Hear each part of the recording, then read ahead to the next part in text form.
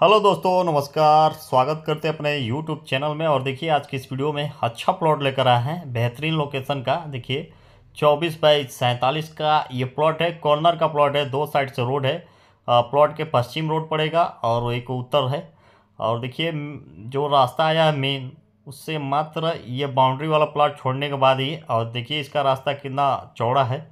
और सामने जो मकानें दिख रही हैं वहीं पे मेन रोड है, और सीधा वो जा रहा है ओरियन मॉल, गोरखपुर में, मोहद्दीपुर में पड़ेगा।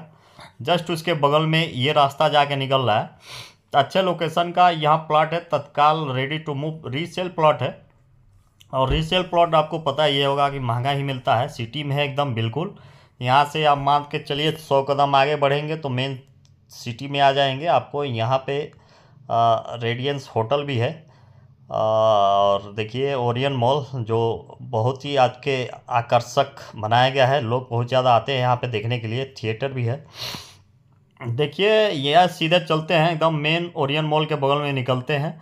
देखिए, इसका रेट जो है वो बता नहीं सकते हैं, बहुत थोड़ा कॉस्टली है। अगर जिनको जानना हो व्हाट्सएप पे मैसेज करेंगे, उनको बता दिया जाएगा।